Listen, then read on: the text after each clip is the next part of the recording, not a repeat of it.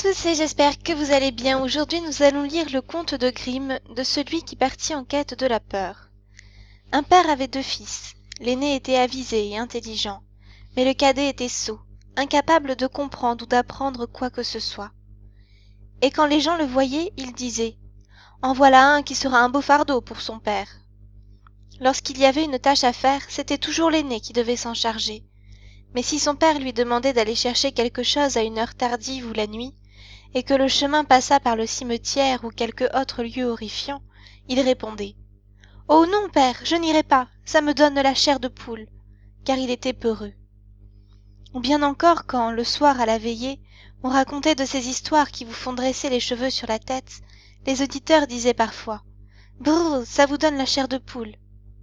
Le cadet était assis dans un coin et écoutait tout cela et ne parvenait pas à comprendre ce que cela voulait dire. Ils disent toujours « ça me donne la chair de poule ». Ça me donne la chair de poule. Mais moi, je n'ai pas la chair de poule. Ça doit encore être une de ces choses auxquelles je n'entends rien. Or, il advint que son père lui dit un jour « Écoute, toi là-bas, dans ton coin, tu deviens grand et fort. Il va falloir que tu apprennes quelque chose qui te permette de gagner ton pain. Vois comme ton frère se donne du mal. Mais pour ce qui est de toi, on y perd son temps et sa peine. »« Eh, mon père, répondit-il, je ne demande qu'à m'instruire. Et même si c'était faisable, j'aimerais bien savoir ce que c'est que la chair de poule, je n'y comprends rien du tout. » En entendant cela, l'aîné se mit à rire et se dit « Dieu, quel bonnet que mon frère, on n'en fera jamais rien. Qui veut se faire un meçon doit se courber de bonheur. » Le père soupira et lui répondit « La chair de poule, tu apprendras bien ce que c'est, mais ce n'est pas avec ça que tu gagneras ton pain. » Peu après, le sacristain vint en visite à la maison. Alors le père se plaignait de ses soucis et lui raconta que son fils cadet était vraiment bien peu ferré sur quoi que ce fût. Il ne savait ni n'apprenait rien. Imaginez un peu, quand je lui ai demandé comment il pensait gagner son pain, il a souhaité d'apprendre à voir la chair de poule. « Si ce n'est que cela, dit le sacristain, il pourra l'apprendre chez moi. Confiez-le-moi, je me charge de le dégourdir. » Le père en fut bien content, car il se disait « Mon garçon va être un peu dressé tout de même. » Le sacristain le prit donc chez lui et lui fit sonner les cloches. Au bout de quelques jours, son maître vint le réveiller sur le coup de minuit et lui ordonna de se lever, de monter au clocher et de carillonner. « Je vais t'apprendre ce que c'est que la frousse, pensa-t-il.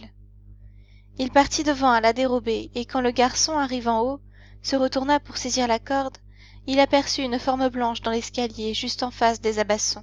« Qui va là » cria-t-il. Mais la forme ne donna pas de réponse et ne bougea pas. « Réponds » cria le garçon, « ou dépêche-toi de t'en aller, tu n'as rien à faire ici la nuit. » Mais le sacristain resta immobile afin que le garçon le prît pour un fantôme. Et il cria pour la seconde fois. « Que fais-tu ici ? Si tu es un honnête homme, parle, sinon je t'expédie au bas de l'escalier. » Le sacristain pensa. Il n'a sûrement pas de si noir dessein. Il ne souffla mot et ne bougea pas plus que s'il avait été de pierre. Alors le garçon l'interpella pour la troisième fois, et comme ce fut également en vain, il prit son élan et poussa le revenant au bas de l'escalier, de telle sorte qu'il dégringola 10 marches et resta étendu dans un coin. Après quoi il sonna la cloche, rentra chez lui, se coucha sans piper mot, et reprit son somme. La femme du sacristain attendit longtemps son mari, mais il ne revenait toujours pas. À la fin, elle fut prise de peur, alla réveiller le garçon et lui demanda « Ne sais-tu pas ce qu'est devenu mon mari ?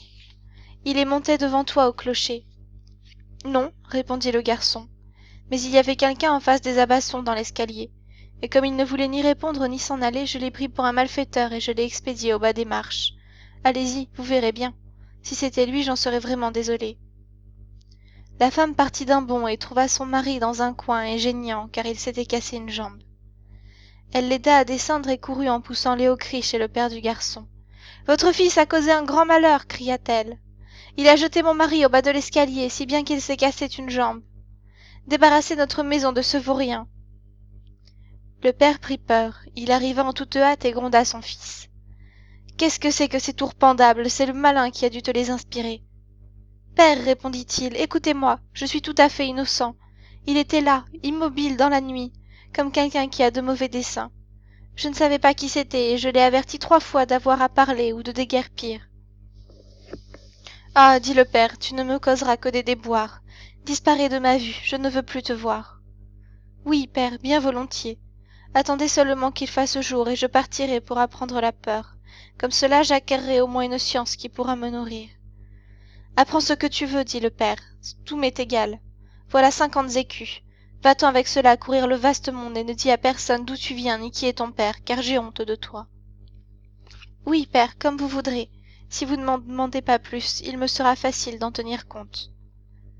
Quand le jour se leva, le jeune homme empocha ses 50 écus et prit la grande route en marmonnant continuellement. Ah, si seulement je pouvais avoir peur, si je pouvais avoir peur.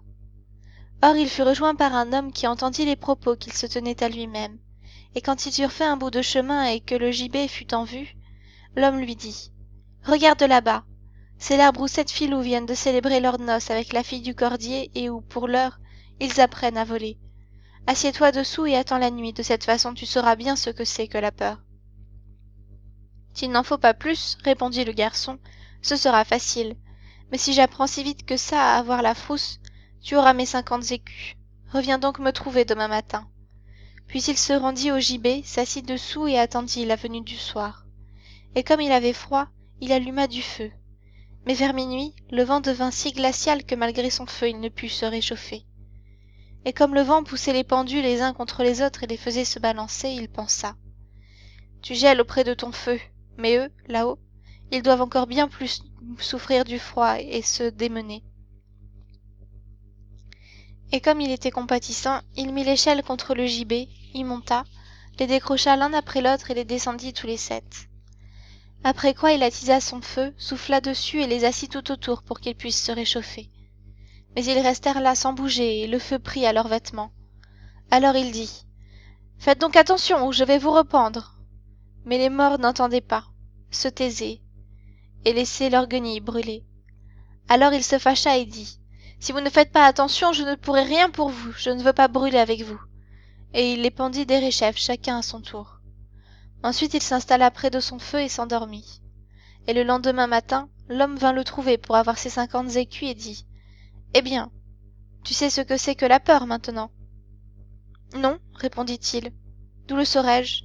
Les types d'en haut n'ont pas ouvert la bouche et ont été assez bêtes pour laisser brûler les quelques vieilles hardes qu'elles avaient sur le dos. » L'homme vit alors qu'il n'empocherait pas les 50 écus ce jour-là, et il s'enfuit en disant « Je n'ai jamais rien vu de pareil. » Le jeune garçon se mit en route lui aussi et recommença à se dire à lui-même « Ah, si seulement je pouvais avoir peur, si seulement je pouvais avoir peur. » Un charretier qui marchait derrière lui entendit ces mots et lui dit « Qui es-tu » ?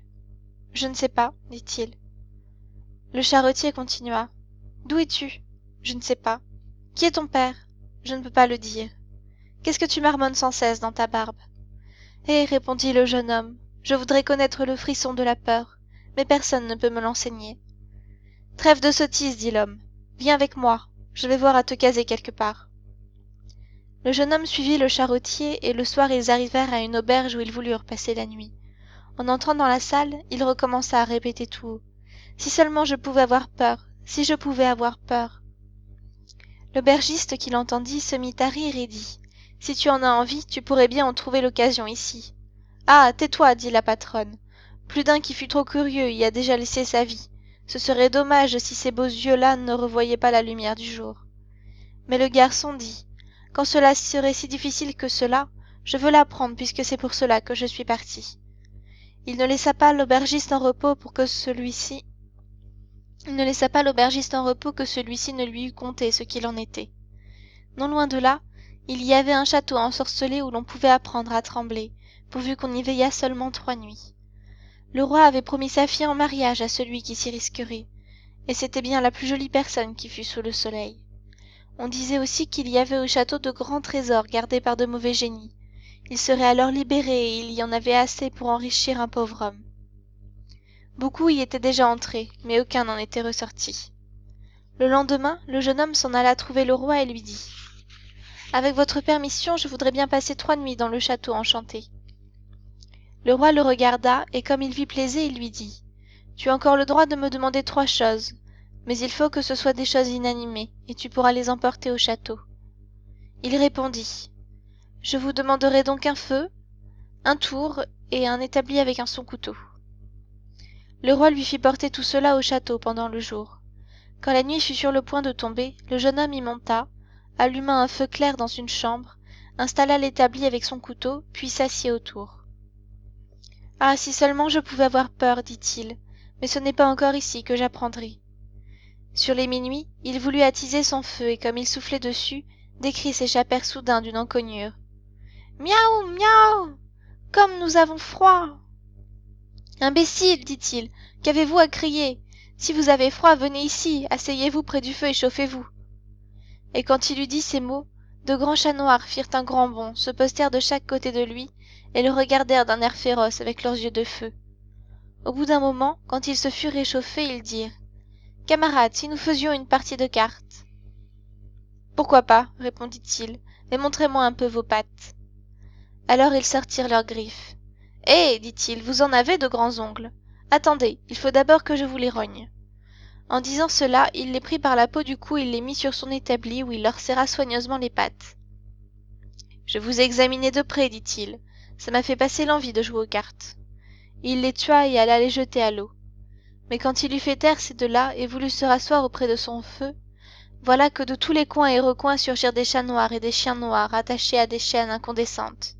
Et il en venait de plus en plus, si bien qu'il ne savait plus où se réfugier. Ils poussaient des cris horribles, puis ils piétinèrent son feu, le démolirent et voulurent l'éteindre. Il les regarda faire tranquillement pendant un petit moment, mais quand il trouva qu'il dépassait les bornes, il saisit son couteau à tailler et cria « Allons, oust, canaille !» Puis il tapa dans le tas. Une partie se sauva, il assomma les autres et il sortit les jeter dans l'étang. Une fois rentré, il ranima son feu et se réchauffa. Et à force de rester assis, ses yeux se refusèrent à rester ouverts plus longtemps et il eut envie de dormir. Alors il regarda autour de lui et aperçut un grand lit dans un coin. « Juste ce qu'il me faut, dit-il, et il s'y coucha. Mais comme il se disposait à fermer les yeux, voilà que le lit se mit à se promener tout seul et qu'il se promena par tout le château. « Fort bien, dit-il, encore plus vite. » Alors, comme s'il avait été attelé de 6 chevaux, le lit se mit à rouler par-dessus seuil et escalier, et tout à coup, hop là, il culbuta sans dessus-dessous, si bien qu'il fut sur lui comme une montagne. Mais il envoya en l'air couverture et oreiller, se dégagea et dit « Se promène là-dedans qui voudra !» Il s'étendit auprès de son feu et dormit jusqu'au jour. Le matin, le roi vint le voir, et comme il le trouva couché par terre, il pensa que les revenants l'avaient tué et qu'il était mort. Alors il dit « C'est vraiment dommage pour ce beau garçon. » Le jeune homme l'entendit, se dressa et s'écria « Nous n'en sommes pas encore là !» Le roi fut tout étonné, mais il se réjouit et lui demanda ce qui lui était arrivé. « Fort bien, dit-il, voilà une nuit de passée, les 2 autres passeront bien aussi. » Quand il arriva chez l'aubergiste, celui-ci écarquilla les yeux. « Je ne croyais pas te revoir vivant, dit-il. As-tu appris ce qu'est la peur ?»« Non, dit-il, tout est inutile, si seulement quelqu'un pouvait me l'apprendre. » La 2e nuit, il monta de nouveau dans le vieux château, s'assit au coin du feu et recommença sa vieille chanson. « Ah, si seulement je pouvais connaître la peur !» Vers minuit, un bruit suivi d'un grand fracas se fit entendre. D'abord tout doucement, puis de plus en plus fort, après quoi le silence se fit un instant, et enfin une moitié d'hommes dégringola par la cheminée et tomba devant lui en poussant de grands cris. « Oh là !» s'écria-t-il. « Il en faut encore une moitié, c'est trop peu !» Alors le vacarme reprit de plus belle. On entendit tempêter, hurler, et l'autre moitié tomba à son tour. « Attends, dit-il, je vais d'abord t'attiser un peu le feu. » Quand il l'eut fait et qu'il se retourna, les 2 morceaux s'étaient rejoints, et un homme épouvantable était assis à sa place. « Ce n'est pas dans nos conventions, dit-il, ce banc est à moi. » L'autre voulut le repousser, mais le jeune homme ne se laissa pas faire. Il lui donna une violente bourrade et reprit sa place. Alors il tomba encore plusieurs autres hommes, l'un après l'autre. Ils allèrent chercher 9 tibias et 2 têtes de mort, les disposèrent et jouèrent aux quilles. Le jeune homme eut envie de jouer aussi et demanda « Écoutez, puis-je être de la partie ?»« Oui, si tu as de l'argent. »« J'en ai assez, répondit-il, mais vos boules ne sont pas bien rondes. » Il prit les crânes, les mit sur son tour et les arrondit. « Voilà, dit-il, maintenant elles rouleront mieux, allez-y. On va s'amuser. » Il joua et perdit un peu de son argent, mais quand minuit sonna, tout disparut à sa vue. Il se coucha et s'endormit tranquillement. Le lendemain, le roi vint aux informations. « Comment cela s'est-il passé cette fois-ci » demanda-t-il. « J'ai joué aux quilles, répondit-il, et j'ai perdu un peu d'argent. »« N'as-tu donc pas eu peur ?»« Pas du tout, dit-il, je me suis bien amusé. Ah, si je savais ce que c'est que la peur. » La troisième nuit, il s'assit de nouveau sur son banc et dit tout tristement. « Comme j'aimerais avoir peur. » Sur le tard, 6 hommes de grande taille arrivèrent, portant une bière mortuaire. Alors il dit. Ah ah, c'est sûrement mon petit cousin qui est mort il n'y a que quelques jours. Il lui fit signe de venir et s'écria. Viens, petit cousin, viens. Ils posèrent le cercueil par terre. Mais il s'en approcha et souleva le couvercle. Un homme mort était couché dedans. Il lui palpa le visage, mais il était glacé. Attends, dit-il, je vais te réchauffer un peu. Il alla se chauffer les mains au feu et les lui mit sur la figure, mais le mort resta froid. Alors il le sortit du cercueil, s'assit près du feu, le prit sur ses genoux et lui frotta les bras pour remettre le sang en mouvement. Comme cela ne servait de rien non plus, il lui vint une idée. Quand on couche à deux dans le même lit, on se réchauffe mutuellement. Il le mit au lit, le couvrit et s'étendit à ses côtés. Au bout d'un moment, le mort se réchauffa et commença à remuer. Le jeune homme dit alors « Eh bien, petit cousin, ne t'ai-je pas réchauffé ?» Mais le défunt prit la parole et s'écria « Maintenant je vais t'étrangler. »« Quoi ?» dit-il. « Est-ce là une façon de me remercier ? Rentre tout de suite dans ton cercueil. » Il le souleva, le jeta dedans et ferma le couvercle. « La peur ne peut pas venir, dit-il, ce n'est pas ici que je ne la connaîtrai jamais. » Alors un homme entra. Il était plus grand que tous les autres et avait un air horrible, mais il était vieux et avait une longue barbe blanche. « Oh, mon petit gringalet !» s'écria-t-il. « Maintenant, tu vas savoir ce que c'est que la peur, car tu vas mourir. » « Doucement, répondit le jeune homme. « Si je dois mourir, il faut au moins que je sois là. »« Je saurai bien t'attraper, dit le démon. »« Tout doux, ne te vante donc pas tellement. Je suis aussi fort que toi et peut-être même encore plus. »« Nous allons bien voir, dit le vieux. Si tu es plus fort que moi, je te laisserai aller. Viens, nous allons essayer. » Alors il le conduisit jusqu'à un feu de forge en passant par des corridors sombres. Là, il prit une hache et d'un seul coup enfonça l'enclume dans le sol. « Je ferai mieux que ça encore, » dit le garçon en se dirigeant vers l'autre enclume. Le vieillard se plaça à côté de lui pour regarder, avec sa barbe blanche qui pendait. Alors le jeune homme saisit la hache et d'un seul coup il fendit l'enclume en coinçant dans la fente la barbe du vieux. « Je te tiens maintenant, dit-il, c'est ton tour de mourir. » Il s'empara alors d'une barre de fer et cogna sur le vieillard de toutes ses forces, jusqu'au moment où celui-ci, tout gémissant, le pria d'arrêter en lui promettant de grandes richesses. Le jeune homme retira la hache et le délivra. Le vieillard le ramena au château et, dans une cave, il lui montra 3 coffres pleins d'or. « Il y en a une part pour les pauvres, dit-il, l'autre pour le roi, la 3e est pour toi. » À ce moment, minuit sonna et l'esprit disparut, abandonnant le jeune homme dans les ténèbres. « Je me débrouillerai bien pour sortir d'ici, dit-il. » Il s'enfuit à tâtons, trouva le chemin de sa chambre et s'y endormit près de son feu. Le lendemain matin, le roi arriva et dit « Alors, as-tu appris ce que c'est que la peur ?»« Non, répondit-il. Qu'est-ce que ça peut bien être ? Feu mon cousin est venu, et aussi un homme barbu qui m'a montré beaucoup d'argent là-bas en bas. Quant à la peur, personne ne m'a dit ce que c'est. » Alors le roi lui dit « Tu as délivré le château et tu épouseras ma fille. » Tout cela est bel et bon, dit-il, mais je ne sais toujours pas ce qu'est la peur. On remonta alors de la cave et l'on célébra les noces. Mais quoiqu'il aimât sa femme et fût joyeux, le jeune roi ne cessait de dire « Ah, si je pouvais frissonner de peur! Ah, si je pouvais frissonner de peur !» Cela finit par fâcher sa femme, et sa camériste lui dit « Je vais trouver un moyen, il apprendra bien ce que c'est. » Elle alla au ruisseau qui traversait le jardin et se fit chercher un plein seau de goujon. La nuit, comme le jeune roi dormait, sa femme dut lui retirer ses couvertures et l'asperger avec le seau d'eau froide plein de goujon, de sorte que les petits poissons se mirent à frétiller autour de lui. Alors il se réveilla en s'écriant « Oh, ma chère femme, comme j'ai de frissons, comme j'ai le frisson! Oui, à présent, je sais ce que c'est. » Et nous lirons un autre conte une prochaine fois. Portez-vous bien, à bientôt.